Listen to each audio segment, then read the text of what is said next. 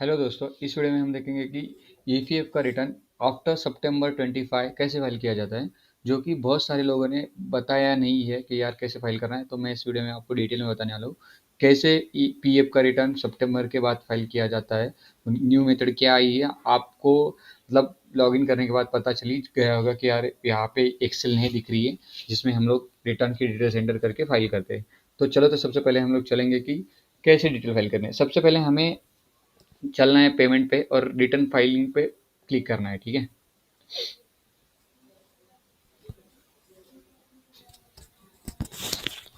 तो दोस्तों मैंने तो मेरा रिटर्न फाइल किया है, तो फिर भी मैं आपको बता रहा हूँ कि कैसे फाइल करना है। तो हमें यहाँ पे मंथ चूज करना है, जो भी हमारा मंथ है। ठीक है, सर्च करना है हमारे मंथ का। ठीक है, तो आपको यहाँ पे ऐसा ओपन दिख जाएगा, व्यू एंड अपलोड का ऑप्शन आ जाएगा। तो ऐसा होने के बाद व्यू एंड अपलोड पे क्लिक करना है हमें, जो कि मैंने पहले ही किया है। ठीक है, तो हम व्यू एंड अपलोड पे क्लिक करेंगे, हमें नेक्स्ट पेज पे लेके जाएगा, जो कि वहाँ पे हमें शो करेगा कि हमको रिटर्न कैसे अपलोड करना है या कुछ क्या क्या डिटेल्स है। सबसे पहले हमें क्या करना है, डाउनलोड एक्टिव मेंबर लिस्ट देखनी है, जिसमें हमारे जितने मेंबर्स हैं उसकी हमें डिटेल्स मिल जाएगी। उसका यूएन नंबर ये सब इस लिस्ट में आ जाएगा, आप ये ओपन करके देखिए। ठीक है, उसके बाद जिस भी महीने का हमारा वेज मंथ है वो हमें सिलेक्ट करना है। उसके बाद हमें फाइल चूज करनी है, मंथ चूज करना है। उसके बाद हमें फाइल चूज करनी है जो हमें अपलोड करनी है। ये फाइल हमारे पास नहीं है कि यार पहले कैसा होता था, यहाँ पे हम लोग डाउनलोड करते थे फाइल, उसके बाद उसमें डिटेल एंटर करते थे और अपलोड करते थे। ठीक है, लेकिन इस केस में अभी ऐसा नहीं हो रहा है। सितंबर के बाद हमें चूज करना है, हमें खुद फाइल बनानी है। मतलब आपके पास लास्ट मंथ की फाइल रहेगी वो भी चलेगी, और आपके पास एनी अदर फाइल रहेगी, उसकी इन्फॉर्मेशन यहाँ पे दी है कि कैसे अपलोड करना है, मतलब वो फाइल का फॉर्मेट कैसा होना चाहिए। तो हम लोग देखेंगे कि कैसा होना चाहिए और हम लोग वैसे फाइल प्रिपेयर करेंगे। और एंड में आपको उसकी मैं एज अ लाइक एक डमी फाइल दे दूंगा, उसमें आप डिटेल्स एंटर करके अपलोड कर सकते हो। तो उसमें लिखा है यूएन नंबर मेंबर, ये एज पर सेम है लास्ट महीने के जो हमारी एक्सेल है उसके हिसाब से सेम है। ठीक है, तो ये सब डिटेल्स हमारी होनी चाहिए, जो कि हमने फाइल पहले से प्रिपेयर करी है। मैं आपको दिखाता हूँ, ये मेरी फाइल है जिसमें मैंने डिटेल्स एंटर करी है। यहाँ पे यूएन नंबर आया, उसके बाद member name, gross wages, EPF wages, idli wages, जो भी हमारी डिटेल्स है वो सब। ठीक है, तो ये सब हमें एंटर करने के बाद हमें ये फाइल पहले तो सेव करनी है ठीक से। ठीक है, आप आपके हिसाब से देख लीजिए, आपका ईपीएफ जो भी है, आपका इडली जो भी है, उस हिसाब से आप डिटेल्स एंटर करिए। ये आपने लास्ट महीने में भी की है, अभी नहीं की तो ठीक है, आप ये फाइल मैं डिस्क्रिप्शन बॉक्स में डाल देता हूँ, आप ले लीजिए और उसमें फिर ये निकाल के अपना डेटा एंटर कर लीजिए। ठीक है, सबसे पहले हमें टेक्स्ट फाइल लगने वाली है, इसके लिए हम लोग क्या करेंगे, इसको हटा देंगे जो भी है। ठीक है, तो उसके बाद मैं मेंबर का भी ये हटा दूंगा। उसके बाद मैं ये सेव पे चला जाऊंगा। तो ये सेव कॉपी करके मैं क्लिक करूंगा। ठीक है, तो सेव कॉपी करने के बाद मैं डायरेक्ट यहाँ पे मेरा फोल्डर जो भी है डेस्कटॉप का, मैं इस पे सेव कर दूंगा। यहाँ पे मैं सेव कर दूंगा। ये हमें सेव करनी है कॉमा डेलीमिटेड, ये जो जो भी नाम रहेगा उसमें। ठीक है, मैंने सेव कर दिया। अभी सेव होने के बाद 2 मिनट रुकिए।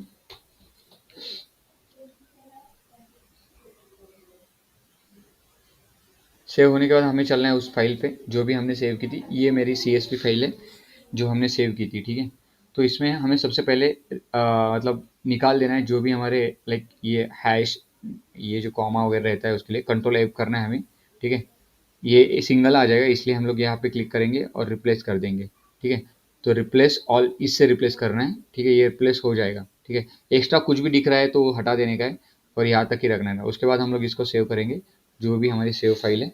ठीक है, डेस्कटॉप पे हम लोग यहाँ पे ऐसा सेव कर देंगे उसको, और उसको टेक्स्ट फॉर्मेट में सेव करेंगे। ठीक है, ठीक है, टेक्स्ट फॉर्मेट में सेव किया। तो यहाँ पे कुछ भी कॉमा वगैरह रखने की ज़रूरत नहीं है, ये हटा दो पूरा, क्योंकि फाइल अपलोड होने में एरर दिखा रहा है, इसलिए वजह से ये हटाना पड़ेगा हमें। तो सिर्फ इतना नाम रखो और सेव कर दो। ठीक है, तो ये फाइल सेव होने के बाद हमें सीधा ये जो हमारी टेक्स्ट फाइल है हमें पोर्टल पे अपलोड करनी है। तो हम लोग क्या करेंगे, इसको सेव करेंगे और पोर्टल पे चलने वाले हैं अभी। जो भी हमारा पोर्टल है वहाँ पे हम लोग यहाँ पे चूज़ करेंगे उस फाइल को। ठीक है, उस फाइल को चूज़ करने के बाद रिवाइज रिटर्न वगैरह कुछ भी नहीं करना। मैंने रिटर्न फाइल किया है इसलिए वो रिवाइज का ऑप्शन दिखा रहा है। यहाँ पे आपको रेगुलर रिटर्न दिखेगा तो वो चूज़ करना है। उसके बाद जो भी आपका कॉन्ट्रीब्यूशन रेट है 12% स्टैंडर्ड रेट है, उस हिसाब से मैंने सिलेक्ट किया है। और इसके बाद यहाँ पे रिमार्क डालने का, जो भी आपका EPF सितंबर 2025। ठीक है, आपने ऐसा एंटर करने के बाद यहाँ पे अपलोड कर देने की। रिटर्न आपने अपलोड कर दिया, उसके बाद वैलिडेशन सक्सेसफुल दिखाएगा और नीचे आने पे यहाँ पे आपको दिखाएगा फाइल प्रोसेसिंग, म्हणजे वैलिडेशन कंप्लीटेड ऐसा दिखेगा। उसके बाद यहाँ पे एक ऑप्शन आएगा एक्शन पे, आगे प्रोसीड करने का, तो वहाँ पे आप क्लिक करिए और आगे चालान के लिए, चालान कैसे बनाते हैं उसकी डिटेल्स वो मांगेगा, तो वहाँ पे आपको चालान की डिटेल्स ऑटोमेटिक आ जाएगी, उस पर कुछ भी डालने की जरूरत नहीं, वहाँ पे डिटेल्स एंटर करने की और रिटर्न फाइल कर देने का। बहुत सारी चीज़ों में ऐसा हो रहा है कि यार स्टार्टिंग में अपलोड करने के बाद, ठीक है, तो वहाँ पे ये एरर फाइल निकाल नहीं दिखा रहा है, तो एरर फाइल दो रीजन से आ रही है। एक तो आपने यहाँ पे आप देखिए डाउनलोड एक्टिव मेंबर लिस्ट में जो जो बंदे ईपीएस को है उनको भी मतलब आप ईपीएफ का अमाउंट जा रहा है, उसकी वजह से वो आ रहा होगा। तो उसके लिए आपको क्या करना पड़ेगा, जो भी आपकी शीट है, मतलब जो भी आपकी मतलब आपने जो शीट बनाई है उसके अंदर पहले तो देखिए ईपीएस को, मतलब जिनकी सैलरी 15,000 के ऊपर जाती है तो उनको ईपीएस से हटा देने का है। मतलब ये जो ई वाला कॉलम है और एच वाला कॉलम, यहाँ पे जीरो आएगा और सीधा फिर जो भी आपका अमाउंट है वो, मतलब इसको ये ईपीएस में कॉन्ट्रीब्यूशन नहीं जाता तो इधर जीरो आएगा, ठीक है। तो उसके बाद यहाँ पे ई कॉलम में भी ईपीएस को भी जीरो आएगा और यहाँ पे पूरा 1800 जाएगा। समझो ये, और ये बंदा ईपीएस को नहीं है तो इसको भी 1800 जाएगा क्योंकि उसकी सैलरी 15,000 के ऊपर जाती है, ठीक है। तो ये यहाँ पे ऐसा जीरो कर देने का ईपीएस में और फिर सेव करके अपलोड कर देने का। और आप जब भी अपलोड कर रहे होंगे तो इसमें टेक्स्ट फाइल में कुछ भी नहीं चाहिए, सिर्फ इतना नाम चाहिए और टेक्स्ट, बस तो अपलोड हो जाएगा। उसके बाद आप प्रोसीड करिए और चालान जो भी आप, मतलब लास्ट ईयर कैसे, मतलब लास्ट महीना आप कैसे भरते थे उस हिसाब से चालान के डिटेल एंटर करके हमें आगे बढ़ना है बस। आप यहाँ पे मतलब क्या एरर आ रहा है वो नहीं दिख रहा है तो उस केस में आप ये देखिए, बस यहाँ पे चेक करिए कि एक्टिव मेंबर लिस्ट में जो जो बंदे हैं कि वो ईपीएस को नहीं है उसके भी ईपीएस जा रहा है क्या, तो उनको हटा दीजिए, वहाँ पे जीरो कर लो। और इन केस नहीं हो रहा है फिर भी तो यहाँ पे सेकंड थिंग वो आएगा कि आपके इसमें डैश डैश वगैरह कुछ भी रहेगा उस हिसाब से। अभी यहाँ पे देखिए इधर ऐसा है स्पेसेस वगैरह, तो ये नहीं चलता है। तो इसके बाद हम लोग रिटर्न फाइल करेंगे और रिटर्न फाइल करने के बाद आपका जो भी चालान रहेगा वो आपको यहाँ पे पेमेंट होने के बाद शो करेगा, मैंने रिटर्न स्टेटमेंट फाइल कर दिया है। अभी अभी मैं फिर से फाइल करने के लिए जाऊँ तो डायरेक्ट यहाँ पे रिवाइज और सप्लीमेंट्री रिटर्न आता है, तो मेरे को फाइल करने की ज़रूरत नहीं है और मैंने मेरा रिटर्न फाइल कर दिया है, ठीक है। तो आप, और एक यहाँ पे न्यू कुछ आया है मैं आपको दिखाता हूँ, रिटर्न फाइलिंग क्विक लिंक्स। तो यहाँ पे क्या क्या लिंक्स मिलती है, आपके डैमेजेस रहेंगे या कुछ रहेगा तो इसके साथ ही आ जाएगा। आपने लेट 17 तारीख को या 16 तारीख को रिटर्न फाइल कर रहे हो तो वो डैमेजेस और उसकी डिटेल साथ में ही वहाँ पे हमको शो होगी। 2 मिनट रुकिए मैं आपको दिखाता हूँ।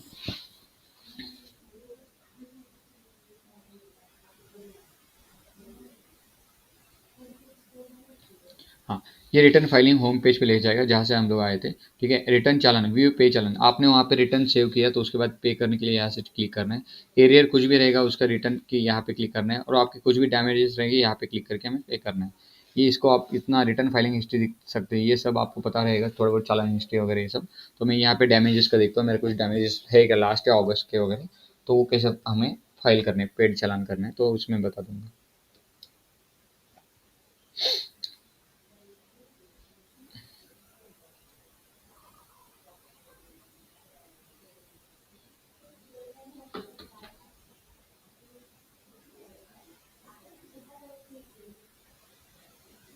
मेरा कोई भी डैमेजेस नहीं है, बस ऐसे ही रिटर्न फाइल करना है, उसके बाद कोई डिटेल्स नहीं है। हेलो दोस्तों, आज के वीडियो में हम लोग देखेंगे कि जो भी एम्प्लॉयज़ कंपनी में न्यू ऐड होते हैं, तो उसके बाद एम्प्लॉयर उनको प्रधानमंत्री विकसित भारत रोजगार योजना में ऐड करता है। तो उसके बाद उनको जो 1 ईयर या 6 मंथ कंप्लीट होने के बाद जो इंसेंटिव मिलता है, तो वो एम्प्लॉयी कैसे चेक कर सकते हैं कि मेरा इंसेंटिव आया कि नहीं? और उसके लिए वो ट्रैक कैसे कर सकता है? उसके लिए हम लोग इस वीडियो में डिटेल में देखेंगे। अगर कोई एम्प्लॉयर भी ये वीडियो देख रहा है तो उसको मैं पहुँचाना चाहता हूँ कि आप अपने एम्प्लॉयी का जो भी प्रोसेस है वो कंप्लीट कर लो। उसके बाद उसको एडिशनल 15,000 गवर्नमेंट के तरफ से एज़ अ इंसेंटिव आएँगे, वो उसके अकाउंट में क्रेडिट हो सकते हैं। तो उसके लिए हमें क्या करना पड़ेगा? एक तो एम्प्लॉयर को अलग से फंड मिलता है, उसकी बात तो हम लोग इस वीडियो में नहीं करेंगे, उसके लिए हमने अलग से वीडियो बनाया है। लेकिन इस वीडियो में हम लोग ये देखेंगे कि एम्प्लॉयी कैसे कर चेक कर सकता है कि मेरा फंड कितना अमाउंट आया है। मतलब फॉर एग्ज़ाम्पल गवर्नमेंट से फर्स्ट टाइम पीएफ में ऐड होने के बाद कितना अमाउंट आपके बैंक में क्रेडिट हो सकता है, उसकी डिटेल हम लोग इस वीडियो में देखेंगे। तो सबसे पहले हमें एम्प्लॉयी का यूएएन नंबर एंड पासवर्ड से लॉगिन करके लेना है और यहाँ पे पीएमवीबीआरवाई करके है, उस पे आपको क्लिक करना है। जैसे आप लोग क्लिक करेंगे, आपके सामने dashboard financial literacy FLC certificate करके 3 ऑप्शन आएँगे। आपको ये फाइनेंशियल लिटरेसी का कोड कंप्लीट करना है और ये सर्टिफिकेट आपको लेना है। उसके बाद ही आपको सेकंड इंस्टॉलमेंट, मतलब जो 15,000 में से हाफ जो इन 6,500 का इंस्टॉलमेंट बाद में मिलेगा। सबसे पहले हम लोग डैशबोर्ड पे क्लिक करेंगे। डैशबोर्ड पे क्लिक करने के बाद हम लोग यहाँ पे देख सकते हैं कि हमारे 2 इंस्टॉलमेंट आपको मिलने वाले हैं जो 15,000 का रहता है। तो फर्स्ट इंस्टॉलमेंट का अमाउंट प्रोसेस हो गया है लेकिन अकाउंट में डिसबर्स नहीं हुआ। उसका reason benefit calculated by system, ये बेनिफिट सिस्टम ने कैलकुलेट नहीं किया अभी तक, वो करेगा। लेकिन सेकंड इंस्टॉलमेंट कर बैंक में क्रेडिट होने के लिए हमें ये सब चीज़ें फॉलो करनी पड़ेगी। फर्स्ट क्या है, ये एफएलसी सर्टिफिकेट कोर्स कंप्लीट करना पड़ेगा। उसके बाद 12 मंथ का ईसीआर हमारा ऑटोमेटिकली 12 मतलब 1 ईयर होने के बाद हम लोग यहाँ पे रुके एक ही कंपनी में, तो उसका ईसीआर बनता है। तो वो हमें कुछ नहीं करना है, ऑटोमेटिकली हो जाएगा। Benefit calculate by system, system calculate करता है बेनिफिट। और रिलीज इंस्ट्रक्शन इशू, ये फोर्थ स्टेप रहती है जो गवर्नमेंट इशू करता है कि बाबा पीएफ डिपार्टमेंट इशू करता है कि आपका फंड रिलीज कर दिया। अभी मेरा ये बेनिफिट कैलकुलेट भी किया है सिस्टम ने, ये हो जाएगा और बैंक में आ जाएगा। ठीक है, 6 मंथ हो गए एम्प्लॉय के, इसका फर्स्ट इंस्टॉलमेंट ये बैंक में आएगा। ठीक है, लेकिन मैं अभी सेकंड इंस्टॉलमेंट के लिए भी प्रोसेस कर रहा हूँ अभी से कि उसकी मतलब प्रोसीजर मैं सब खत्म कर दूँ। सबसे पहले मुझे एफएलसी ये सर्टिफिकेट लेना है, उसके मतलब कोर्स कंप्लीट करना है और उसका सर्टिफिकेट लेना है। तो मैं यहाँ पे पीएमवी पे जाऊँगा और फाइनेंशियल लिटरेसी कोर्स करके उसको पूरा देखूँगा। ये वीडियो हमें देखने हैं पूरे। फॉर एग्जांपल अभी मेरा ये चल रहा है, मैं यहाँ पे वीडियो पूरा देखूँगा। उसके बाद मैं इसकी स्टार्ट असेसमेंट करूँगा। स्टार्ट असेसमेंट के बाद हमें यहाँ पे कुछ क्वेश्चन दिखाई देंगे। यहाँ पे हमें क्वेश्चन दिखाई दे रही है, हमें ये पढ़ने हैं और उसका आंसर सबमिट कर देना है। तो एक ऐसा पूरा कोर्स कंप्लीट करने के बाद आपका पूरा सक्सेसफुली कंप्लीट मतलब फाइनेंशियल लिटरेसी कोर्स कंप्लीट हो जाएगा। और यहाँ पे आपको उस उधर भी टिक मार्क दिखेगा कि भाई आपका कोर्स कंप्लीट हो गया बोल के। तो आप यहाँ पे देखेंगे तो यहाँ पे आपको टिक मार्क हुआ दिखेगा। मैं कंप्लीट करता हूँ और आपको शो करूंगा कि यार ये कैसे दिखता है। यहाँ पे एफएलसी सर्टिफिकेट आपको कंप्लीट दिखेगा। आपको इसके बाद कुछ भी नहीं करना है, ऑटोमेटिकली हो जाएगा आफ्टर सेकंड 12 महीने के बाद। तो यहाँ पे फिर से आपको वन मोर पेमेंट शो करेगा 6346 वाला। तो ऐसे आपको टोटल 12,000 के आसपास 15,000 के आसपास आपको रुपए मिलेंगे बैंक में। तो ऐसे ही किसी भी एम्प्लॉई जो न्यू कंपनी में आप लोग जाते हैं, ज्वाइन करते हो, आपका फर्स्ट टाइम पीएफ हो रहे हैं, तो उनके लिए बेनिफिशियल है।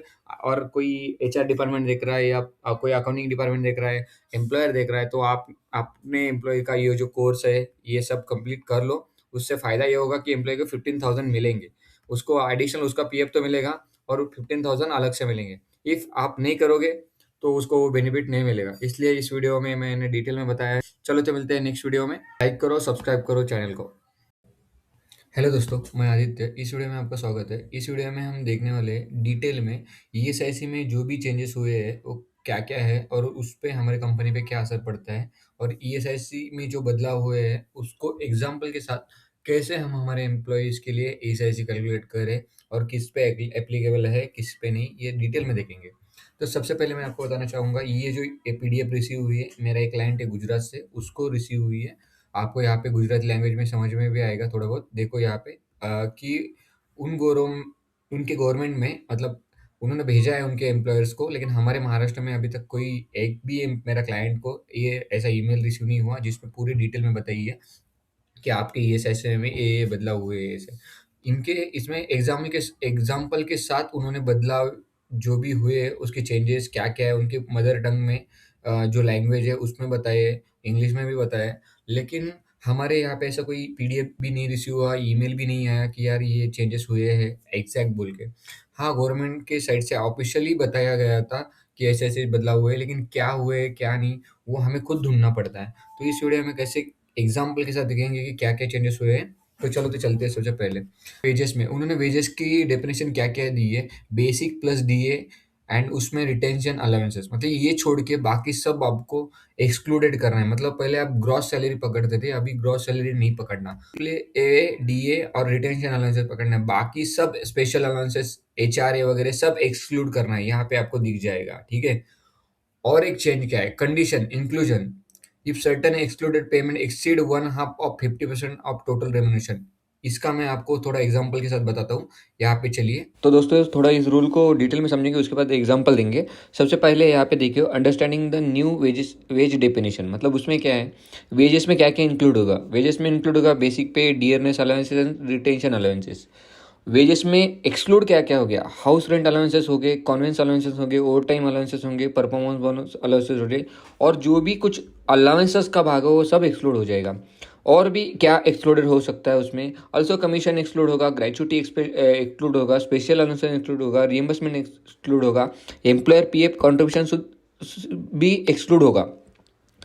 इंक्लूड क्या क्या होगा, ओनली बेसिक पे, dearness allowances and retention allowances. Retention allowances वो फैक्ट्री वाले एम्प्लॉई को ज़्यादा तो होता है, जो नॉर्मल कंपनी से उनके लिए ज़्यादातर वो एप्लीकेबल नहीं होता। डीए भी पब्लिक लिमिटेड कंपनी को दिया जाता है, प्राइवेट लिमिटेड कंपनी डीए नहीं देती।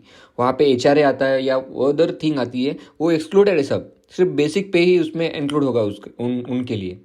तो ऐसे ही तो हम लोग एग्जाम्पल के साथ देखेंगे। तो यहाँ पे देखिए हम लोग प्रैक्टिकल एग्जाम्पल कैसे समझेंगे, जो 50% वाला रूल है वो कैसे एप्लीकेबल होता है।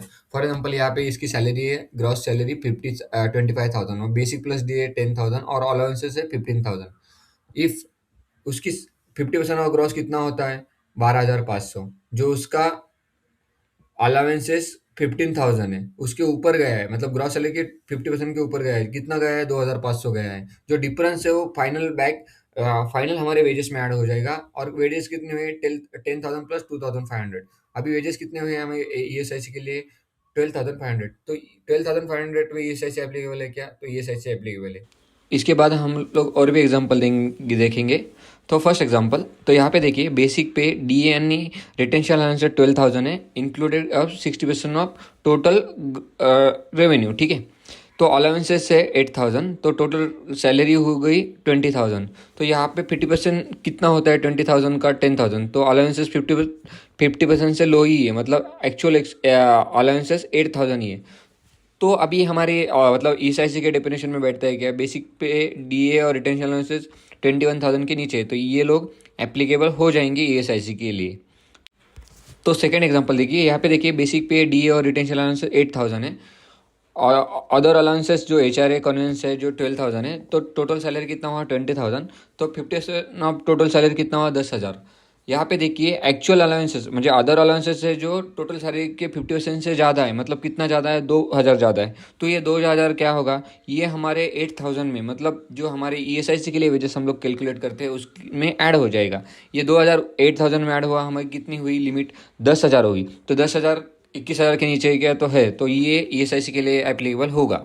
अभी यहाँ पे हम लोग थर्ड एग्जांपल देखते हैं। थर्ड एग्जांपल में देखिए बेसिक पे डीए और रिटेंशन अलाउंस 9,000 है, अदर अलाउंसेस 11,000 है, टोटल रेम्युनरेशन है 20,000।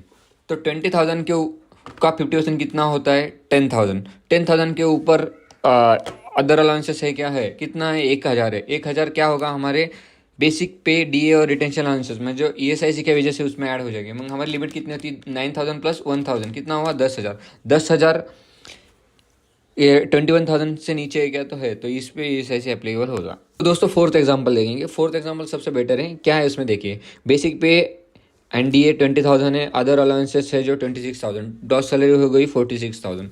यहाँ पे देखिए जो हमारी ग्रॉस सैलरी है उसका 50% कितना हुआ 23,000। 46,000 का 50% 23,000।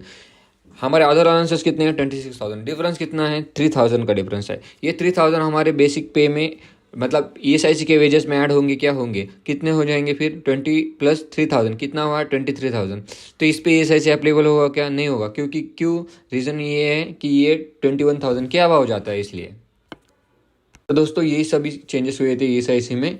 तो ऐसे ही वीडियो देखने के लिए हमारे चैनल को सब्सक्राइब करें, और आपको हमसे कोई भी हेल्प चाहिए तो हमारा डिस्क्रिप्शन बॉक्स में ईमेल आईडी रहेगा, उस पर आप पिंग करिए। एनी अदर आपको कुछ भी हेल्प चाहिए रहेगी आप कमेंट बॉक्स में डाल दें, हम लोग वहाँ उस पर भी वीडियो बनाएंगे। ऐसे ही अपडेट जानने के लिए हमारे चैनल को सब्सक्राइब करें।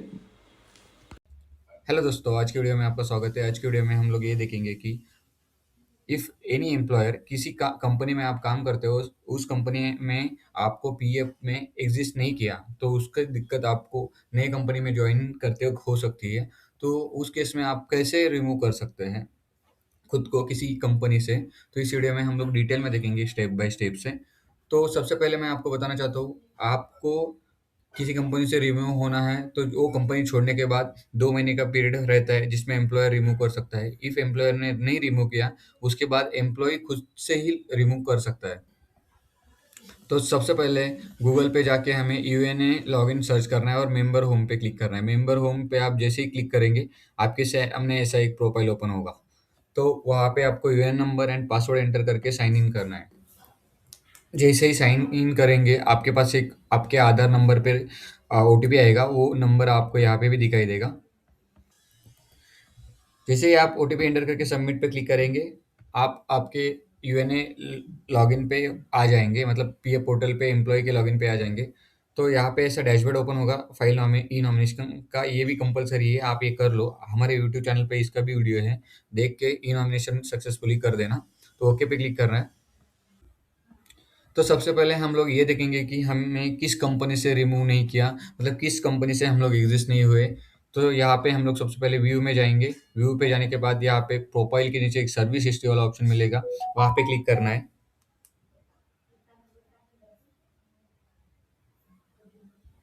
मेरे सामने एक पेज ओपन होगा, वहाँ पे दिखाई देगा कि जिस भी कंपनी में हमने काम किया था उसकी पूरी डिटेल्स और वहाँ पे उसकी एग्जिस्ट डेट। तो यहाँ पे आप देख सकते हो इस बंदे ने ग्री लॉजिस्टिक में काम किया था, तो उसकी एग्जिस्ट डेट प्रॉपरली एंटर हुई है।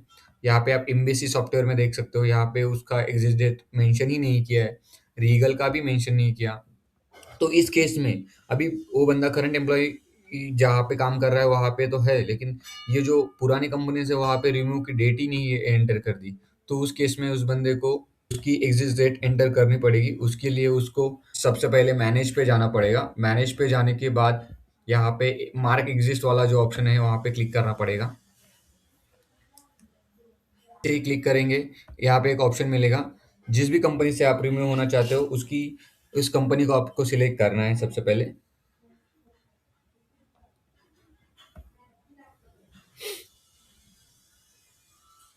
उस कंपनी को सिलेक्ट करने के बाद यहाँ पे आपको आपको उसकी जॉइनिंग डेट शो होगी। ओके, तो उसके बाद आपको आपकी रिमूव डेट एंटर करनी है।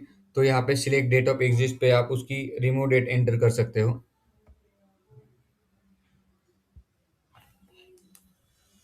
जो भी आपकी रिमूव डेट रहेगी आपको वहाँ पे सिलेक्ट करना पड़ेगा।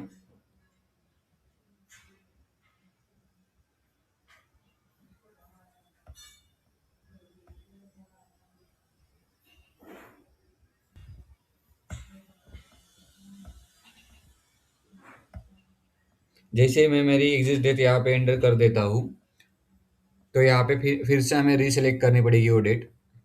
उसके बाद यहाँ पे ऑप्शन मिलेंगे, cessation, short service, any other reason, यहाँ पे हमें क्लिक करना है। जैसे ही हम लोग चूज करेंगे हमारे सामने एक ऐसा ऑप्शन मिलेगा, मैं अपनी पहचान स्थापित करने के लिए आधार वेरिफिकेशन करता हूँ, यहाँ पे क्लिक करना है और रिक्वेस्ट ओटीपी पे भी क्लिक करना है। तो आपको 6 डिजिट का आधार ओटीपी मिलेगा, तो वो ओटीपी आपको यहाँ पे एंटर करना है।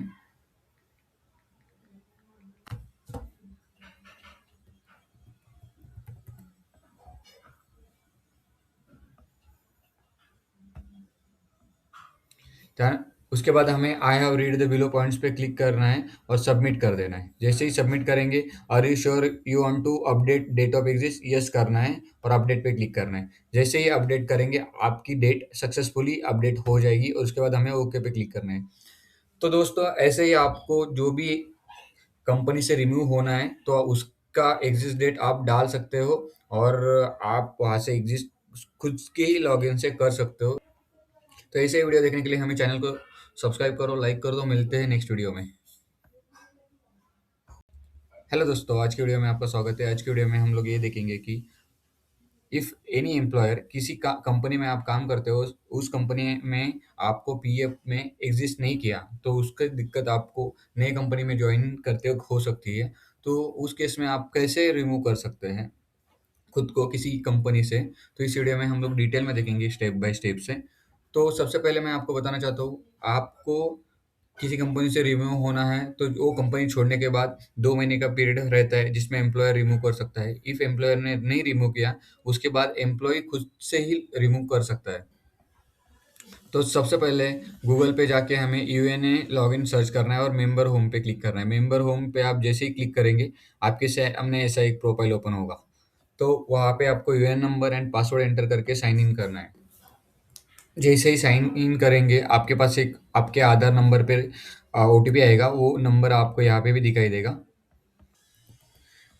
जैसे ही आप ओटीपी एंटर करके सबमिट पे क्लिक करेंगे, आप आपके यूएनए लॉगिन पे आ जाएंगे, मतलब पीएफ पोर्टल पे एम्प्लॉय के लॉगिन पे आ जाएंगे। तो यहाँ पे ऐसा डैशबोर्ड ओपन होगा फाइल हमें ई नॉमिनेशन का, ये भी कंपलसरी है, आप ये कर लो। हमारे यूट्यूब चैनल पे इसका भी वीडियो है, देख के ई नॉमिनेशन सक्सेसफुली कर देना। तो ओके पे क्लिक करना है। तो सबसे पहले हम लोग ये देखेंगे कि हमें किस कंपनी से रिमूव नहीं किया, मतलब किस कंपनी से हम लोग एग्जिस्ट नहीं हुए। तो यहाँ पे हम लोग सबसे पहले व्यू में जाएंगे। व्यू पे जाने के बाद यहाँ पे प्रोफाइल के नीचे एक सर्विस हिस्ट्री वाला ऑप्शन मिलेगा, वहाँ पे क्लिक करना है।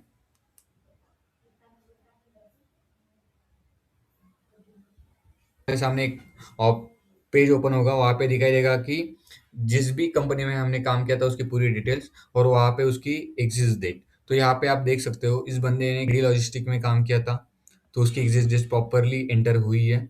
यहाँ पे आप एम्बेसी सॉफ्टवेयर में देख सकते हो, यहाँ पे उसका एग्जिस्ट डेट मेंशन ही नहीं किया है, रीगल का भी मेंशन नहीं किया। तो इस केस में अभी वो बंदा करंट एम्प्लॉय जहाँ पे काम कर रहा है वहाँ पे तो है, लेकिन ये जो पुरानी कंपनी से वहाँ पे रिमूव की डेट ही नहीं एंटर कर दी। तो उस केस में उस बंदे को उसकी एग्जिस्ट डेट एंटर करनी पड़ेगी। उसके लिए उसको सबसे पहले मैनेज पे जाना पड़ेगा। मैनेज पे जाने के बाद यहाँ पे मार्क एग्जिस्ट वाला जो ऑप्शन है वहाँ पे क्लिक करना पड़ेगा। जैसे ही क्लिक करेंगे यहाँ पे एक ऑप्शन मिलेगा, जिस भी कंपनी से आप रिमूव होना चाहते हो उसकी उस कंपनी को आपको सिलेक्ट करना है सबसे पहले।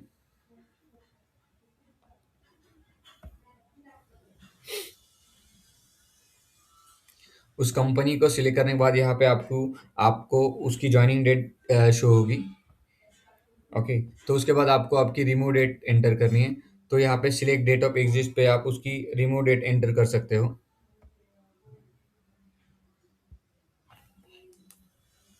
जो भी आपकी रिमूव डेट रहेगी आपको वहाँ पे सिलेक्ट करना पड़ेगा।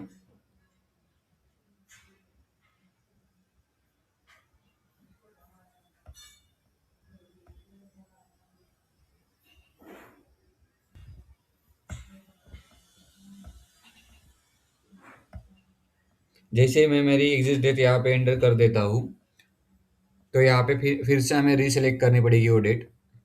उसके बाद यहाँ पे ऑप्शन मिलेगी cessation short service any other reason, यहाँ पे हमें क्लिक करना है। जैसे ही हम लोग चूज करेंगे हमारे सामने एक ऐसा ऑप्शन मिलेगा, मैं अपनी पहचान स्थापित करने के लिए आधार वेरिफिकेशन करता हूँ, यहाँ पे क्लिक करना है और रिक्वेस्ट ओटीपी पे क्लिक करना है। तो आपको 6 डिजिट का आधार ओटीपी मिलेगा, तो वो ओटीपी आपको यहाँ पे एंटर करना है।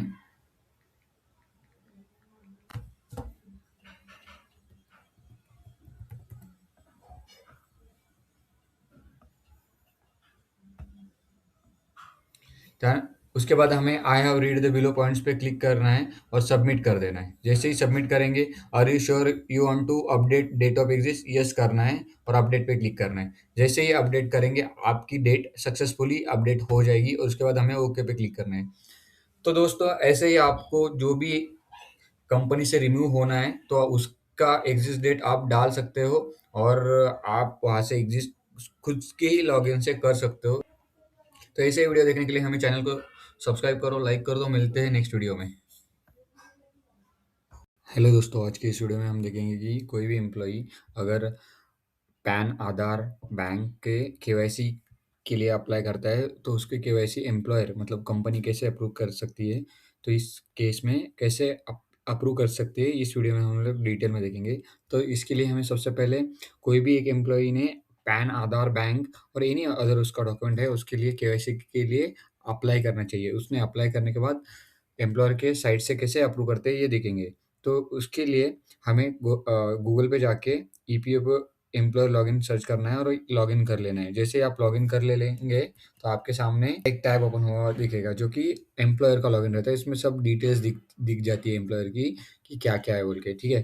तो एम्प्लॉयर के केस में आप यहाँ पे सेकंड ऑप्शन देखेंगे मेंबर वाला, तो मेंबर वाले ऑप्शन पे क्लिक करना है और नीचे approve KYC pending for DS, DS मतलब डिजिटल सिग्नेचर। तो यहाँ पे हमें अप्रूव केवाईसी पेंडिंग डीएस पर क्लिक करना है। जैसे ही क्लिक करेंगे हमारे सामने एक पेज ओपन हुआ दिखेगा। यहाँ पे एम्प्लॉय की मतलब जिन-जिन एम्प्लॉयी ने केवाईसी के लिए अप्लाई किया है तो उनकी पूरी डिटेल्स यहाँ पे शो हो करेगी।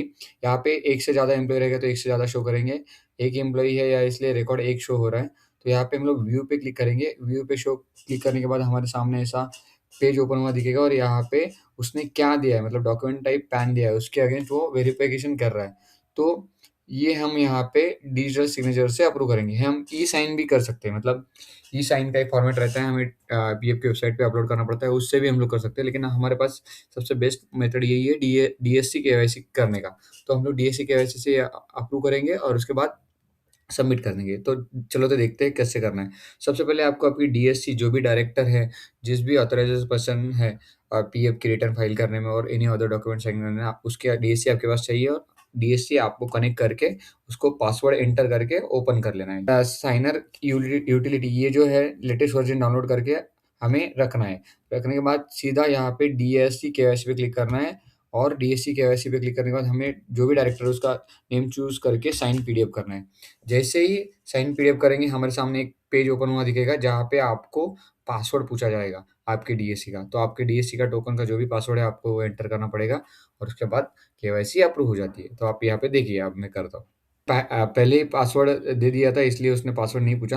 अभी वो ऑटोमेटिकली अप्रूव हो गया है, यहाँ पे निकल जाएगा, ये दिखेगा भी नहीं। 2 मिनट रुकिए। तो ऐसे ही किसी भी एम्प्लॉय का केवाईसी डॉक्यूमेंट हमें यहाँ से अप्रूव करना है। चलो तो मिलते हैं नेक्स्ट वीडियो में, चैनल के साथ बने रहिए। हेलो दोस्तों, इस वीडियो में हम देखेंगे कि प्रधानमंत्री विकसित भारत रोजगार योजना क्या है, मतलब इसमें क्या क्या लाभ मिलते हैं और कैसे इसके लिए हम लोग अप्लाई कर सकते हैं। वो एम्प्लॉयर के साइड से होता है, जो भी एम्प्लॉयर जिनका पीएफ है वो इस स्कीम के लिए एलिजिबल है, उसके लिए क्या क्या करना पड़ता है हम डिटेल में देखेंगे, और कितने पैसे हर एम्प्लॉय के पीछे एम्प्लॉयर को मिलते हैं और एम्प्लॉय को क्या बेनिफिट होता है हम लोग डिटेल में देखेंगे इस वीडियो में। तो सबसे पहले हम लोग देखेंगे कि प्रधानमंत्री विकसित भारत योजना क्या है। प्रधानमंत्री विकसित भारत योजना एक ऐसी स्कीम है जिससे हमारे देश में रोजगार जनरेट हो जाए, मतलब बहुत सारे लोगों को काम मिल जाए, इसलिए हमारे गवर्नमेंट ने 2 साल के लिए स्कीम लाई है। तो इस स्कीम में सबसे पहले एम्प्लॉयर को क्या फ़ायदा होता है मैं आपको बताता हूँ। ठीक है, इंसेंटिव दिया जाता है एम्प्लॉयर को हर काम के पीछे, मतलब हर एम्प्लॉय के पीछे। फॉर एग्जांपल उसके लिए एलिजिबल होने के लिए 50 से कम एम्प्लॉय रहेंगे तो 2 एम्प्लॉय मिनिमम चाहिए, ठीक है। और 50 के ज़्यादा रहेंगे तो 5 एम्प्लॉय मिनिमम चाहिए, ठीक है।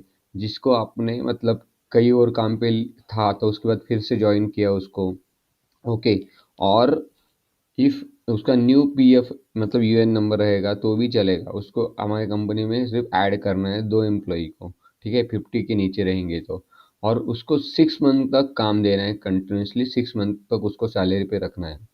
उसको 6 मंथ से पहले सैलरी से नहीं हटा सकते, अदरवाइज इस स्कीम से हम लोग बाहर चले जाएंगे, ठीक है।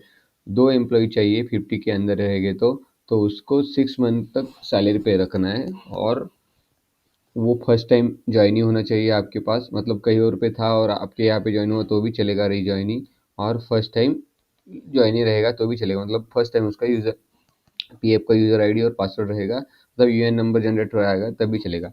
इंसेंटिव स्ट्रक्चर क्या रहेगा, उसकी 10,000 के नीचे सैलरी रहेगी तो आपको एम्प्लॉयर का हर मंथ 1000 रुपीज़ मिलेगा, और 12 महीने के मतलब 12,000 मिलेंगे। इफ़ उसकी सैलरी 10,000 से 20,000 के बीच में होती है तो 2,000 रुपये आपको इंसेंटिव मिलेगा, और उसको 24 महीने तक उसको इनसे मतलब 12 महीने तक उसको 24,000 रुपये मिलेंगे। अब इसकी सैलरी 20,000 से लेके 1 लाख तक रहेगी तो उसको आपको 3,000 रुपये पर मंथ मिलेगा, और उसका साल का रहेगा 36,000।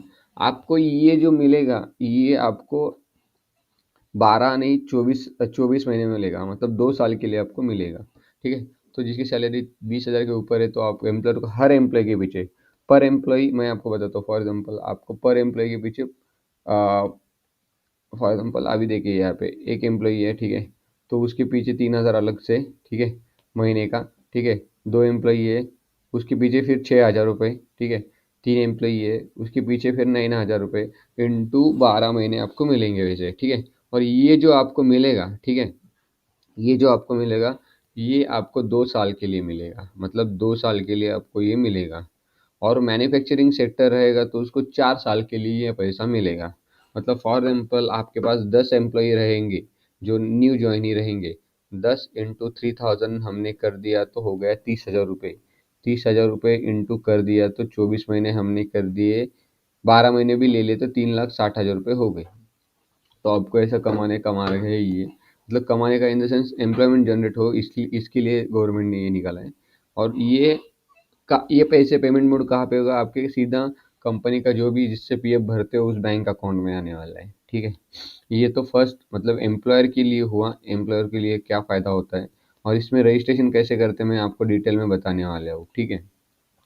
Second thing, incentive for first timer, मतलब फर्स्ट टाइम आपके पास उसका पीएफ यूएन नंबर जनरेट हुआ होगा, उस एम्प्लॉय के लिए ये फ़ायदेमंद होने वाला है। फॉर एग्जांपल आपकी कंपनी में किसी को फर्स्ट टाइम आपने ज्वाइन किया और उसका यूएन नंबर नहीं था, तो उसकी salary monthly gross salary 1 lakh से नीचे, मतलब 1 लाख रुपए से नीचे होना चाहिए, ठीक है। तो applicable for employee, every employee के लिए एप्लीकेबल है जिसकी सैलरी 1 लाख से नीचे होना चाहिए, ठीक है। और उसका प्रोविडेंट और पेंशन कॉर्पस के थ्रू, ओन ट्रस्ट के थ्रू नहीं होना चाहिए, ठीक है। कोई भी एम्प्लॉय चलेगा, उसको फर्स्ट टाइम ज्वाइन चाहिए, उसका PF UN number first time generate हुआ रहना चाहिए। 1 मंथ वेज एक्ट, मतलब 15,000 रुपये तक वो बेसिक प्लस दिए 15,000 तक रहेगा किसी का भी, तो उसको 6 महीने में एक बार, मतलब साल में 2 बार 15,000 रुपये, मतलब 30,000 रुपये गवर्नमेंट देगी, ठीक है। और ये फर्स्ट इंस्टॉलमेंट 6 मंथ कंप्लीट होने के बाद उसके डायरेक्ट ईसीआर के पीएफ में शो होगा, ठीक है।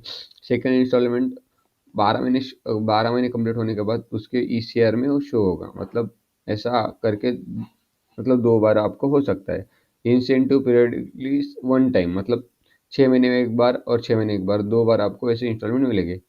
Promote habit saving, 2 installment will be retained in a saving instrument deposit account available for withdrawal after fixed period of time। ये जो पैसा आपको डिपॉजिट होगा वो कुछ फिक्स पीरियड के टाइम आपको मिलने वाला। आपको भी ये कितने साल के लिए एम्प्लॉय का अमाउंट मिलेगा, 2 साल के लिए।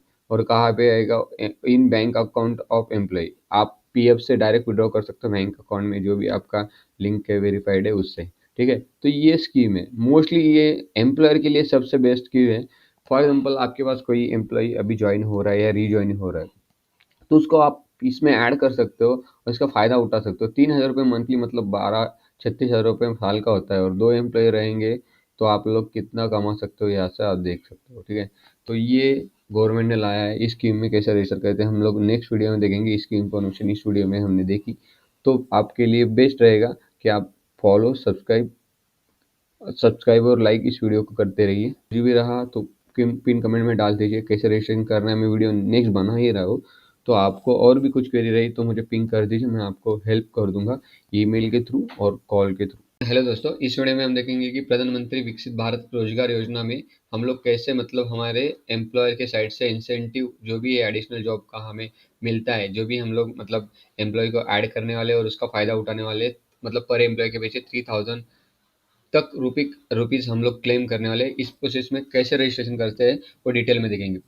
सबसे पहले यहाँ पे ऑनलाइन सर्विसेज के बाजू में आपको PMVBRY करके एक ऑप्शन मिलेगा, वहाँ पे आपको क्लिक करना है, रजिस्ट्रेशन करना है, ठीक है। तो उसके बाद यहाँ पे एस्टेब्लिशमेंट इस जीएसटी रजिस्टर करके यस करना है, ठीक है। तो यहाँ पे आपकी कंपनी की डिटेल्स पूरी दिखाई देगी आपको। तो यहाँ पे आपका जीएसटी नंबर एंटर करना है, बैंक अकाउंट नंबर एंटर करना है और confirm bank account number enter करना है और आईएफएससी कोड एंटर करना है। मैं मेरा आईएफएससी कोड अकाउंट नंबर यहाँ पे एंटर करता हूँ, तो मैं एक्सेप्ट करके आगे बढ़ जाता हूँ और सबमिट पे क्लिक कर देता हूँ। जैसे ही सबमिट करेंगे, हमको सबसे पहले हमारे जो भी डीएससी डिजिटल सिग्नेचर है वो हमें अटैच करनी है। तो उसके लिए वो जो भी आपका मतलब डिजिटल सिग्नेचर वो आप अटैच करिए, ठीक है। तो यहाँ पे फिर आपको स्क्रॉल डाउन करके यहाँ पे आपको दिखाएगा आपका मैन्युफैक्चरिंग यूनिट नहीं है और बैंक का वेरिफिकेशन पेंडिंग है, तो ये वेरिफिकेशन हो जाएगा। और मैन्युफैक्चरिंग नहीं है तो आपको सिर्फ 2 साल के लिए अमाउंट मिलने वाली है, और मैन्युफैक्चरिंग रहेगा तो 4 साल के लिए। तो अभी ई डीएससी करेंगे हम लोग, मैंने डीएससी अटैच कर दी है। तो सबसे पहले मैं यहाँ पे जाऊँगा, मेरा जो भी डीएससी है मैंने उसको इनबिल्ड किया है, तो मैं यहाँ पे उसका जो भी हमारा मतलब टोकन नंबर वगैरह है वो एंटर कर देता हूँ। हमें डीएससी से ई साइन करना है, तो सबसे पहले हम लोग डीएससी से वेरीफाई कर लेंगे, जो भी हमारा डिजिटल सिग्नेचर रहेगा उससे फैच करेंगे, जो हमारा जो भी है तो हम लोग उससे सिलेक्ट करके ये साइन कर लेंगे पीडीएफ को, और फॉर्म सबमिट करने के लिए ट्राई करेंगे। तो मैं अभी यहाँ पे मेरा जो भी डायरेक्टर एक्टिव है उसके हिसाब से, मैं पीएफ पे रजिस्टर है उसके हिसाब से मैं आगे कर रहा हूँ प्रोसेस। तो आप भी ऐसे ही करिए। तो सबसे पहले तो मैं यहाँ पे इसका पासवर्ड अभी एंटर करने वाला हूँ, जो भी उसका पासवर्ड है, और ये 2 मिनट रुकिए।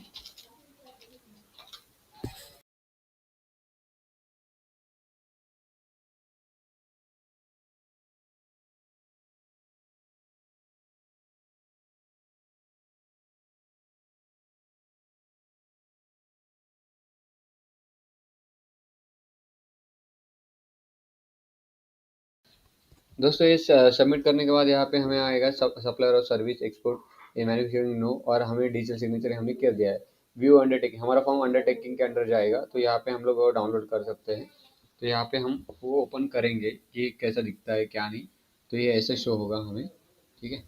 तो हमने तो इसके लिए सबमिशन कर दिया है। अभी तो देखते हैं कि हमें अप्रूवल आता है या नहीं। हेलो दोस्तों, मैं आदित्य। इस वीडियो में आपका स्वागत है। इस वीडियो में हम देखने वाले हैं डिटेल में ईएसआईसी में जो भी चेंजेस हुए हैं वो क्या क्या है और उस पे हमारे कंपनी पे क्या असर पड़ता है, और ईएसआईसी में जो बदलाव हुए हैं उसको एग्जाम्पल के साथ कैसे हम हमारे एम्प्लॉयज़ के लिए ईएसआईसी कैलकुलेट करें और किस पे एप्लीकेबल है किस पे नहीं, ये डिटेल में देखेंगे। तो सबसे पहले मैं आपको बताना चाहूँगा, ये जो पीडीएफ रिसीव हुई है, मेरा एक क्लाइंट है गुजरात से, उसको रिसीव हुई है। आपको यहाँ पे गुजराती लैंग्वेज में समझ में भी आएगा थोड़ा बहुत। देखो यहाँ पे कि उन गौरव उनके गवर्नमेंट में मतलब उन्होंने भेजा है उनके एम्प्लॉयर्स को, लेकिन हमारे महाराष्ट्र में अभी तक कोई एक भी मेरा क्लाइंट को ये ऐसा ईमेल रिसीव नहीं हुआ जिसमें पूरी डिटेल में बताई है कि आपके ये में ये बदलाव हुए हैं ऐसे। इनके इसमें एग्जाम्पल के साथ उन्होंने बदलाव जो भी हुए हैं, उसके चेंजेस क्या-क्या है, उनके मदर टंग में जो लैंग्वेज है उसमें बताए, इंग्लिश में भी बताया। लेकिन हमारे यहाँ पे ऐसा कोई पीडीएफ भी नहीं रिसीव हुआ, ईमेल भी नहीं आया कि यार ये चेंजेस हुए हैं एग्ज़ैक्ट बोल के। हाँ, गवर्नमेंट के साइड से ऑफ़िशियली बताया गया था कि ऐसे-ऐसे बदलाव हुए हैं, लेकिन क्या हुए, क्या नहीं, वो हमें खुद ढूँढना पड़ता है। तो इस वीडियो में कैसे एग्जाम्पल के साथ दिखेंगे कि क्या-क्या चेंजेस हुए हैं। तो चलो तो चलते हैं सबसे पहले। वेजेस में उन्होंने वेजेस की डेफिनिशन क्या-क्या दी है, बेसिक प्लस डीए एंड उसमें रिटेंशन अलाउंसेस, मतलब ये छोड़ के बाकी सब आपको एक्सक्लूडेड करना है। मतलब पहले आप ग्रॉस सैलरी पकड़ते थे, अभी ग्रॉस सैलरी नहीं पकड़ना। पहले डीए और रिटेंशन अलाउंसेस पकड़ना है, बाकी सब स्पेशल अलाउंसेस, एचआरए वगैरह सब एक्सक्लूड करना है। यहाँ पे आपको दिख जाएगा, ठीक है। और एक चेंज क्या है, condition inclusion, if certain excluded payment exceed one half of 50% of total remuneration. इसका मैं आपको थोड़ा एग्जांपल के साथ बताता हूँ। यहाँ पे चलिए, तो दोस्तों थोड़ा इस रूल को डिटेल में समझेंगे, उसके बाद एग्जांपल देंगे। सबसे पहले यहाँ पे देखिए, understanding the new ways definition, मतलब उसमें क्या है, वेजेस में क्या क्या इंक्लूड होगा। वेजेस में इंक्लूड होगा बेसिक पे, dearness allowances and retention allowances. Wages में एक्सक्लूड क्या क्या हो गया, हाउस रेंट अलाउंसेस हो गए, कॉन्वेंस अलाउंसेस हो गए, ओवर टाइम अलाउंसेस होंगे, परफॉर्मेंस बोनस अलाउंसेस हो गए, और जो भी कुछ अलाउंसेस का भाग हो वो सब एक्सक्लूड हो जाएगा। और भी क्या एक्सक्लूडेड हो सकता है उसमें, ऑल्सो कमीशन एक्सक्लूड होगा, ग्रेचुटी एक्सक्लूड होगा, स्पेशल अलाउंसेस एक्सक्लूड होगा, रियम्बर्समेंट एक्सक्लूड होगा, एम्प्लॉयर पीएफ कॉन्ट्रीब्यूशन भी एक्सक्लूड होगा। इंक्लूड क्या क्या होगा, ओनली बेसिक पे, dearness allowances and retention allowances. Retention allowances वो फैक्ट्री वाले एम्प्लॉई को ज़्यादा तो होता है, जो नॉर्मल कंपनी से उनके लिए ज़्यादातर वो एप्लीकेबल नहीं होता। डीए भी पब्लिक लिमिटेड कंपनी को दिया जाता है, प्राइवेट लिमिटेड कंपनी डीए नहीं देती। वहाँ पे एचआरए आता है या अदर थिंग आती है, वो एक्सक्लूडेड है सब, सिर्फ बेसिक पे ही उसमें इंक्लूड होगा उनके लिए। तो ऐसे ही तो हम लोग एग्जाम्पल के साथ देखेंगे। तो यहाँ पे देखिए, हम लोग प्रैक्टिकल एग्जाम्पल कैसे समझेंगे, जो 50% वाला रूल है वो कैसे एप्लीकेबल होता है। फॉर एग्जाम्पल यहाँ पे इसकी सैलरी है, ग्रॉस सैलरी 25,000 और बेसिक प्लस डी है 10,000 और अलाउंसेस है 15,000। इफ उसकी 50% ऑफ ग्रॉस कितना होता है, 12,500, जो उसका अलाउंसेस 15,000 है, उसके ऊपर गया है, मतलब ग्रॉस सैलरी के 50% के ऊपर गया है, कितना गया है, 2,500 गया है। जो डिफरेंस है वो फाइनल हमारे वेजेस में ऐड हो जाएगा। और वेजेस कितने हुए, 10,000 प्लस 2,500। अभी वेजेस कितने हुए हमें ईएसआईसी के लिए, 12,500। तो 12,500 में ईएसआईसी एप्लीकेबल है क्या, तो ईएसआईसी एप्लीकेबल है। इसके बाद हम लोग और भी एग्जांपल देखेंगे। तो फर्स्ट एग्जांपल, तो यहाँ पे देखिए, बेसिक पे डीएनई रिटेंशन अलाउंस 12,000 है, included of 60% of total revenue, ठीक है। तो अलाउंसेस है 8,000, तो टोटल सैलरी हो गई 20,000। तो यहाँ पे 50% कितना होता है 20,000 का, 10,000। तो अलाउंसेस 50% से लो ही है, मतलब एक्चुअल अलाउंसेस 8,000 ही है।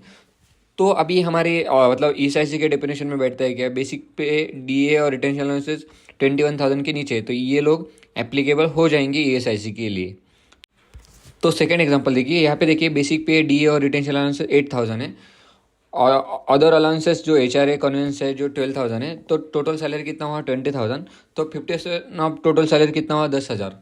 यहाँ पे देखिए एक्चुअल अलाउंसेस म्हणजे अदर अलाउंसेस है जो टोटल सैलरी के 50% से ज़्यादा है, मतलब कितना ज़्यादा है, 2,000 ज़्यादा है। तो ये 2,000 क्या होगा, ये हमारे 8,000 में, मतलब जो हमारे ESIC के लिए वजह से हम लोग कैलकुलेट करते हैं उसमें ऐड हो जाएगा। ये 2,000 8,000 में ऐड हुआ, हमारी कितनी हुई लिमिट, 10,000 हुई। तो 10,000 21,000 के नीचे क्या तो है, तो ये ESIC के लिए एप्लीकेबल होगा। अभी यहाँ पे हम लोग थर्ड एग्जांपल देखते हैं। थर्ड एग्जांपल में देखिए बेसिक पे DA और रिटेंशन अलाउंस 9,000 है, अदर अलाउंसेस 11,000 है, टोटल रेम्युनरेशन है 20,000। तो 20,000 के का 50% कितना होता है, 10,000। 10,000 के ऊपर अदर अलाउंसेस है, क्या है, कितना है, 1,000 है। 1,000 क्या होगा हमारे बेसिक पे DA और रिटेंशन अलाउंसेस में जो ESIC की वजह से उसमें ऐड हो जाएगी। मगर हमारी लिमिट कितनी होती है, 9,000 प्लस 1,000 कितना हुआ, 10,000। 10,000 ये 21,000 से नीचे क्या तो है, तो इस पे ESIC एप्लीकेबल होगा। तो दोस्तों फोर्थ एग्जांपल देखेंगे। फोर्थ एग्जांपल सबसे बेटर है, क्या है उसमें देखिए, बेसिक पे NDA 20,000 है, अदर अलाउंसेस है जो 26,000, ग्रॉस सैलरी हो गई 46,000। यहाँ पे देखिए जो हमारी ग्रॉस सैलरी है उसका 50% कितना हुआ, 23,000। 46,000 का 50% 23,000।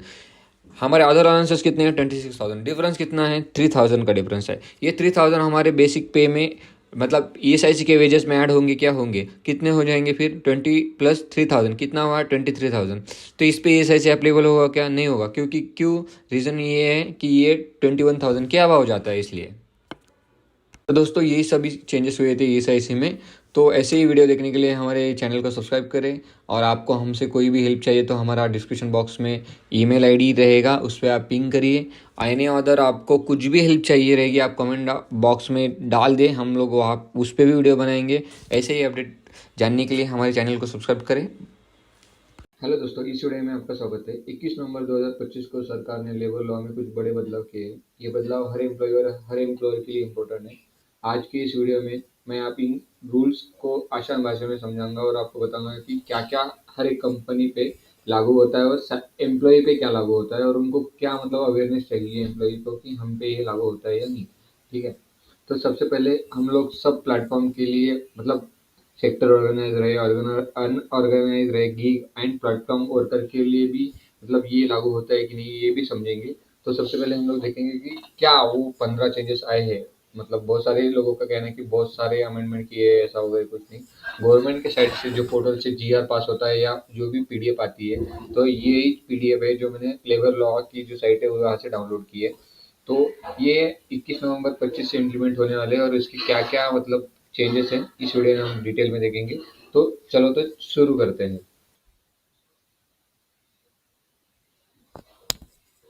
फर्स्ट आता है formalisation of employment. Formalisation of employment मतलब नौकरी का लिखित सबूत, मतलब उसके बाद कुछ तो ऐसा डॉक्यूमेंट होना चाहिए जो कि उसके लिए लगे हो एम्प्लॉय को कि मैं नौकरी कर रहा हूँ यहाँ पे, ऐसा उसके बाद प्रूफ हो। नौकरी देते समय पहले क्या था, लेटर देना जरूरी नहीं था, लेकिन अब से क्या होगा, हर कर्मचारी को अपॉइंटमेंट लेटर देना जरूरी होगा।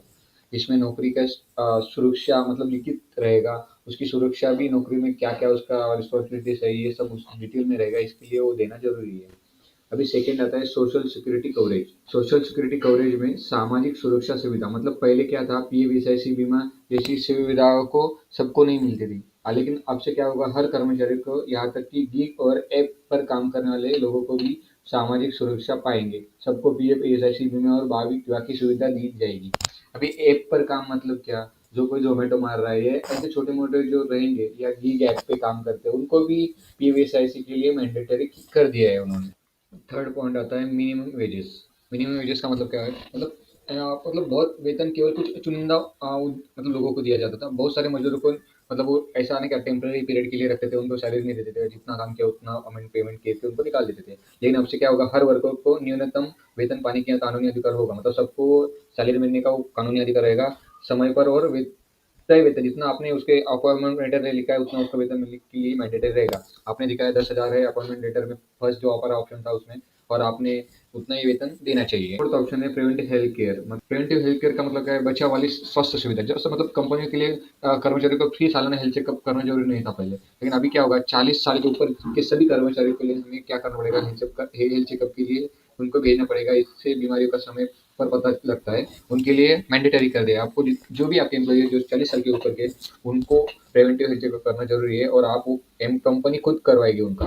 तो ये कंपनी के लिए मैंडेटरी है कि आपके 40 साल के ऊपर वाले सभी एम्प्लॉय का प्रिवेंटिव हेल्थ चेकअप करना है। अभी फिफ्थ पॉइंट आता है टाइमली वेजेस। टाइमली वेजेस में क्या आता है, समय पे वेतन सबको नहीं मिलता था। मतलब क्या होता था, बहुत सारे लोगों को मतलब आज 5 तारीख है और कल 10 तारीख, मतलब उनको सैलरी 10 तारीख को मिलती थी। समय पर वेतन दिया गया कंपनी में अनिवार्य नहीं था पहले, लेकिन अभी क्या होगा, कंपनी को समय पर वेतन देना जरूरी है। आपकी जो भी सैलरी की ड्यू डेट है 7, 8, 10 जो भी रहेगी, उसको आपको सैलरी टाइम पे देनी है। इससे क्या होगा, उसका आर्थिक तनाव मतलब आगे नहीं जाएगा। मतलब भाई किसी के लोन चल रहे हैं, ईएमआई चल रहे हैं, उन लोगों का तो ख्याल होना चाहिए ना कंपनी को कि यार इसका ईएमआई है, तो ड्यू डेट से पहले उनको सैलरी मिलना चाहिए। उसको टाइमली वेजेस बोलते हैं। फिफ्थ पॉइंट आता है वुमन वर्कफोर्स पार्टिसिपेशन। इसमें क्या है, जो कि पहले क्या होता था, लड़कियों को रात की शिफ्ट में काम करना, मतलब नाइट शिफ्ट में ऐसा काम करने की अनुमति नहीं थी। अभी ऐसा नहीं है, वुमन को राइट में भी काम करने की और पार्टिसिपेट करने की चांस मिलना चाहिए। हर तरह की नौकरी में वुमन को रात में भी, मतलब नाइट शिफ्ट के लिए भी अलाउ किया जाना चाहिए, क्योंकि बहुत सारी कंपनी चाहती है कि यार नाइट शिफ्ट में लेडीज ना आए, क्योंकि क्या होता है सेफ्टी का रीजन ये सब वगैरह। लेकिन आप अभी नाइट शिफ्ट के लिए भी लेडीज के लिए आपको कुछ करना पड़ेगा कि और वो नाइट शिफ्ट करे। नेक्स्ट पॉइंट आता है ईएसआईसी कवरेज। ईएसआईसी कवरेज में क्या था, पहले क्या था, 10 एम्प्लॉय जिस एंटिटी में है उससे ज्यादा है, उन लोगों के लिए मैंडेटरी ईएसआईसी लेना जरूरी था। लेकिन अभी क्या हो रहा है, अभी बोल रहे हैं कि यार 10 से ज्यादा और 10 से कम भी लोग रहेंगे और कुछ खतरनाक जगह पे काम कर, कोई बिल्डिंग में पेंट मारने का काम कर रहा है लटक से, ऐसा कुछ हजार्डस प्रोसेस रहेगी उसमें वो काम कर रहा है, तो उनके लिए भी ईएसआईसी लेना मैंडेटरी रहेगा। वो एक भी कर्मचारी रहेगा तब भी उसके लिए ईएसआईसी लेना मैंडेटरी रहेगा, ताकि उसका मेडिकल खर्चा वगैरह ईएसआईसी से हो सके। नेक्स्ट पॉइंट आता है कंप्लायंस बर्डन। मतलब क्या है, अलग अलग लेबर कानूनों के लिए कई रजिस्ट्रेशन, कई लाइसेंस और कई रिटर्न भरने पड़ते थे। प्रक्रिया बहुत मुश्किल मतलब कर दी थी इन्होंने, समय लेने वाली थी और मतलब बहुत टाइम जाता उसमें से। लेकिन सिर्फ एक ही रजिस्ट्रेशन पूरा भारत, एक ही लाइसेंस और एक ही रिटर्न भरना होगा। इससे प्रक्रिया आसान होगी और कंपनियों को कानूनी बोझ से कम होगा। अभी वो लाएंगे यार कंप्लायंस बर्डन कम करने के लिए, उन्होंने पीएसआईसी एलडब्ल्यू की एक ही वेबसाइट बनाई है, ऐसा कुछ वो करेंगे। अभी ये एम्प्लॉयर के लिए पॉइंट है कंप्लायंस बर्डन वाला, तो आप इस पे एम्प्लॉय ध्यान नहीं दिया तो भी चलेगा। तो दोस्तों नेक्स्ट पॉइंट आता है हमारा ग्रेचुटी वाला। मतलब मोस्टली क्या हो गया है अभी, हर न्यूज़ वाले ऐसे बता रहे हैं कि ग्रेचुटी 1 ईयर होने के बाद मिलता है ये सब। तो यहाँ पे ग्रेचुटी का इन्होंने सिर्फ इतना बताया है, gratuity eligibility after just 1 year. ठीक है, ये किन लोगों के लिए है वो मैं डिटेल में बताता हूँ, किन लोगों के लिए। यहाँ पे उन्होंने डिटेल में नहीं दिया है। ठीक है, जो कि एफटीई मतलब फिक्स टाइम कॉन्ट्रेक्चुअल बेसिस वाले जो एम्प्लॉय रहते हैं उनके लिए ये है। जो कि मतलब उनका कैसा रहता है, वो पीएफईएसआईसी बेस नहीं रहते हैं, उनको फिक्स टर्म का एक मतलब कॉन्ट्रेक्चुअल रहता है। इसके बाद वो कई और काम के लिए जाते हैं, तो उनके लिए भी ग्रेजुटी उनको मिलना चाहिए। उनके लिए 5 साल के बजाय 1 ईयर लाया है उन्होंने। ठीक है, तो ये ऐसा है। तो और एक उसमें चेंजेस हुआ है जो कि यहाँ पे डिटेल में नहीं दिख रहा है, मैं आपको बताता हूँ। मैं बाजू में बनाया है, मतलब न्यूज़ वगैरह ये सब देख के ही कि क्या है एक्चुअल। मैंने साइट से भी देखा, पीएफईएसआईसी एलडब्ल्यू भी साइट से भी देखा, तो मुझे क्या मिला वहाँ पे और एक्चुअल में क्या है इसका मीनिंग। तो ग्रेचुटी का सबसे पहले तो क्वालिफाइंग पीरियड 5 ईयर्स का सेम ही रहेगा, किसी के लिए चेंजेस नहीं। सिर्फ जर्नलिस्ट, जो भी जर्नलिस्ट बंदे हैं उनके लिए 3 ईयर्स वाला ग्रेचुटी का पीरियड लाया है इंस्टेड ऑफ 5 ईयर्स। ठीक है, कोई भी बंदा नॉर्मल पीएफईएसआईसी बेस एम्प्लॉय ऐसे रहेगा, उनके लिए ग्रेचुटी 5 ईयर्स काम खत्म करने के बाद ही मिलेगा। ठीक है, इफ वो जर्नलिस्ट रहेगा तो उनके लिए 3 ईयर्स बाद। ठीक है, अभी वो 1 ईयर वाला किसके लिए, fix term employees also entitled to receive gratuity pro rata basis. मतलब ये होता है उन लोगों के लिए जिनका पीएफईएसआईसी एलिजिबल नहीं करता, जो कि फिक्स टर्म के लिए कॉन्ट्रेक्चुअल बेसिस पे आते हैं, मतलब 1 साल या 2 साल। तो 1 साल से भी ज़्यादा जो लोग आपके पास कॉन्ट्रेक्चुअल बेसिस पे है उनको ग्रेचुटी मिलना अनिवार्य है। तो वो गवर्नमेंट ने लाया है। मोस्टली बहुत सारी कंपनी के पास जो कि कॉन्ट्रेक्चुअल बेसिस वाले एम्प्लॉय बहुत कम रहते हैं, छोटी कंपनी स्मॉल स्केल कंपनी के पास। लेकिन बिग मतलब बड़ी कंपनीज के पास कॉन्ट्रेक्चुअल बेसिस पे बहुत सारे एम्प्लॉय आते हैं, तो उनके लिए ये वाला सेक्शन है फिक्स टाइम एम्प्लॉयज के लिए। नॉर्मल एम्प्लॉय के लिए 5 साल खत्म करो उसके बाद ही ग्रेचुटी मिलेगी, ऐसा यही है और यही है। ठीक है, अभी यहाँ पे और एक पॉइंट है, fix term workers of establishment that need to have CSO become eligible fix term worker benefit including gratuity. मतलब वही है, 1 साल की फिक्स टर्म एम्प्लॉय मतलब कॉन्ट्रेक्चुअल बेसिस वाले एम्प्लॉय 1 साल खत्म करो उनको वो एलिजिबल हो जाएंगे ग्रेचुटी मिलने के लिए। इसके बाद वाला पॉइंट है elimination period of 5 years prescribe recovery of past employees provident fund and employee state insurance fund employee state insurance fund dues from employee. मतलब जो पीएफ वाला अमाउंट है जो पास्ट वाले एम्प्लॉयज है उनके लिए 5 ईयर्स का लिमिटेशन पीरियड कर दिया है, जो कि आप पैसे उसके बाद विड्रॉ कर सकते हैं। इसलिए अभी नेक्स्ट वाला हमारा आता है वेजेस। अभी क्या हुआ है, पहले क्या होता था, जो भी आपका सीटीसी था मंथली, ठीक है, उसका 40% बेसिक में जाता था, बेसिक प्लस डीए में। ठीक है, अभी उन्होंने 10% से बढ़ाया मतलब 40 से लेके 50 तक अभी, तो आपका जो भी बेसिक पे, डीए और जो अदर अलाउंसेस रहेंगे, रिटेंशन अलाउंस, मतलब जो कि लाइक ये होता है जिसपे पीएफ, एसएससी, एलडब्ल्यू डिडक्ट हो गया जाता है, वो 50% रहेगा, 40% के बजाय 50% रहेगा। तो ये है वो, ना कि आपको लगेगा कि भाई मेरा मतलब 60,000 रुपये सीटीसी है, अभी डायरेक्ट वो 50% बेसिक पे हो जाएगा, वैसे नहीं है। बेसिक पे में क्या क्या आता है, बेसिक पे DA DA private limited companies के लिए नहीं रहते, पब्लिक कंपनी के लिए रहता है खाली। रिटेंशन अलाउंसेस मतलब ये है, अलाउंसेस है जो कि स्पेशल अलाउंसेस जो लाइक रहते हैं बहुत सारे, आप चैट जीपीटी करोगे तो आपको मिल जाएंगे, इस पे ही डिपेंड होता है आपका पीएफ, ईएसआईसी, एलडब्ल्यू, ठीक है। तो वो है, ना कि आप कुछ भी समझो होगी मेरी सैलरी कम होगी, ऐसा कुछ भी नहीं है, ठीक है। वो उनके ओवर टाइम वाला, employees whose minimum wage is not fixed may not be entitled to overtime wages, मतलब जिस जो एम्प्लॉय कॉन्ट्रेक्चुअल बेसिस पे है, जिनका फिक्स हमें नहीं पता कि कितना टाइम करना काम है कितना नहीं, मतलब जो पार्ट टाइम कर रहे हैं उनको ओवर टाइम नहीं मिलेगा। ओवर टाइम सिर्फ उनको मिलेगा जो normal base PF, ESIC, LW base काम करते हैं उनके लिए, ठीक है। और over time must be at least twice of the normal wage, मतलब आज पूरा दिन काम किया तो उसका आज का डबल ही ओवर टाइम का आपको मिलना चाहिए, एटलीस्ट बोला है, ऐसा कंपलसरी नहीं है, एटलीस्ट बोला है, मतलब तो डबल ही मिलना चाहिए, यही पॉइंट है। इसके बाद ये प्रेस रिलीज में ऐसा कुछ देखने जैसा है नहीं कि आप बोलोगे कि बचा हुआ। तो इतना ही है, मिलते हैं नेक्स्ट वीडियो में, बने रहिए, लाइक करें, सब्सक्राइब करें, न्यूज़ पे मत जाइए, एक्चुअल में डेटा क्या बता रहा है वो देखिए प्लीज़। फर्स्ट स्टेप हमारा, हमें पीएफ पोर्टल पे लॉग इन करना है। आपको आपकी कंपनी की डिटेल्स चेक करनी है। कंपनी का नेम सही तो है। एस्टैब्लिशमेंट आईडी के बाद हमें पेमेंट पे क्लिक करना है। ईसीआर रिटर्न फाइलिंग पे क्लिक करो। अब हमें ईसीआर फाइल डाउनलोड करनी है। ईसीआर अपलोड पे क्लिक करें। यहाँ पे देखिए हमने पिछले सब रिटर्न फाइल किए हैं। अब मुझे अक्टूबर मंथ का रिटर्न फाइल करना है। डाउनलोड ईसीआर फाइल पे क्लिक करें। अक्टूबर मंथ सिलेक्ट करूंगा। आपको जिस मंथ का फाइल करना है वो मंथ सिलेक्ट करिए। फाइल टाइप में हमें ईसीआर फाइल सिलेक्ट करना है।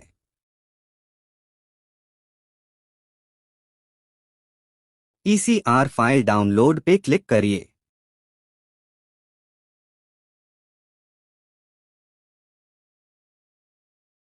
डाउनलोड हुई ईसीआर फाइल ओपन करिए।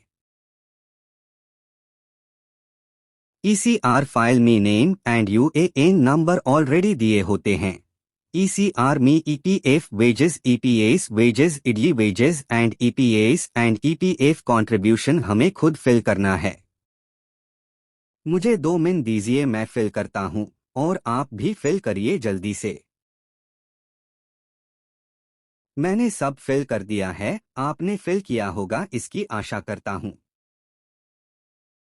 Gross wages, EPF wages, EPS wages and contribution and all fill किया है। मेयर पेरोल में 2 एम्प्लॉय का एनसीपी डे था, इसलिए मैंने 1 एंड 2 वूज एम्प्लॉय के सामने एनसीपी डेज में फिल किया है। हमारी ईसीआर फाइल रेडी है अपलोड करने के लिए।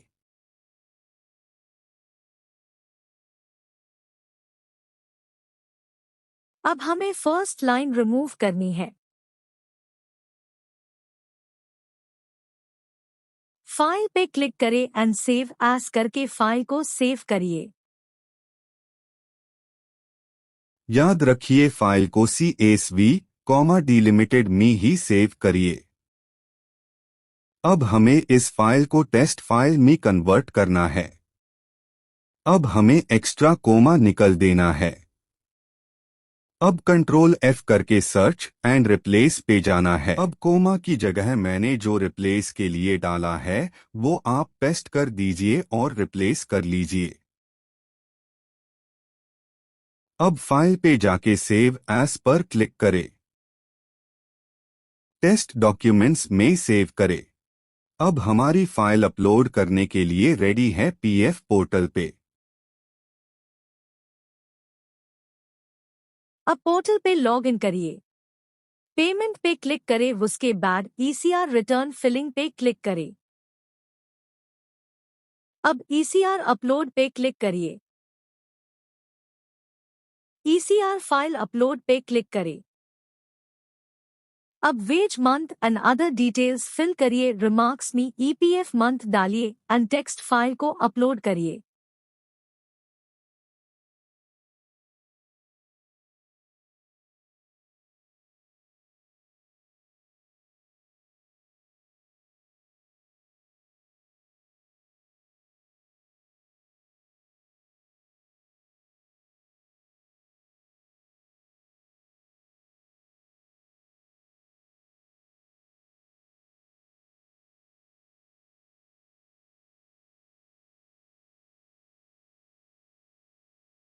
अब पेज रिफ्रेश करिए।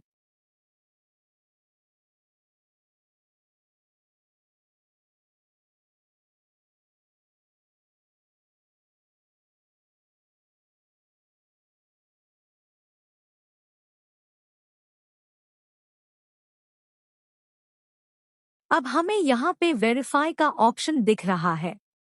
पूरी डिटेल्स एक बार चेक करिए। वेरीफाई पे क्लिक करके एडली चार्जेस डालिए एंड पेमेंट कर दीजिए। हो गया ईपीएफ रिटर्न। अब लाइक एंड सब्सक्राइब तो कर दीजिए। How to check EPF register और नॉट कंपनी। फर्स्ट गूगल पे जाओ और टाइप करो कि EPF। उसके होम पेज पे जाना है हमें। ओपन हुआ, इस पर क्लिक करो। पहले तो पोर्टल आप देख लो एक बार क्या क्या है, समझ में आएगा आपको भी।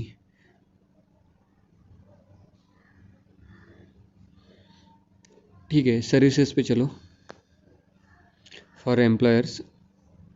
उसके बाद नीचे आना है हमें, स्क्रॉल डाउन करके यहाँ पे एस्टेब्लिशमेंट सर्च करके एक ऑप्शन आएगा, क्लिक करो उस पर। देन यहाँ पे कंपनी का नेम डालना है, अदरवाइज नंबर होगा तो नंबर डालना है। नेम नहीं भी रहेगा तो भी चलेगा, शॉर्ट फॉर्म डाल दो। फॉर एग्जांपल मेरे को कंपनी का पूरा नेम नहीं पता था, मैंने शॉर्ट फॉर्म डाल दिया, कैप्चा डाल दिया और सर्च कर लिया। अभी लोड होने दो, हो जाएगा।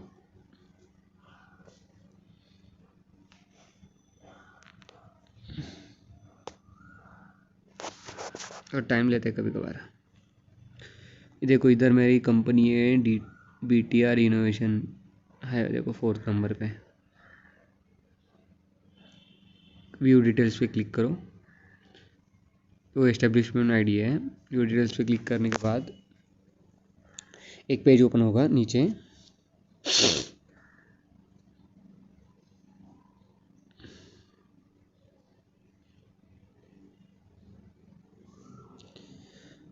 वहाँ पे आपको नीचे एस्टेब्लिशमेंट आईडी मिल जाएगा। उस आईडी से मैं अभी उसको हाईलाइट करता हूँ, 2 मिनट।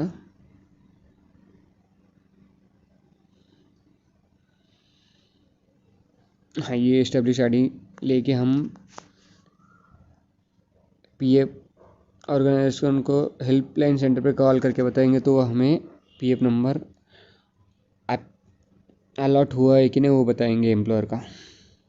उसके बाद क्या करना है, सीधा ऊपर जाना है, वहाँ पे व्यू पेमेंट डिटेल्स पे चेक करना है। मतलब किसी कंपनी ने PF का पेमेंट डिडक्ट किया है कि नहीं वो भी पता चल सकता है। व्यू पेमेंट डिटेल्स पे क्लिक करते हैं हम लोग।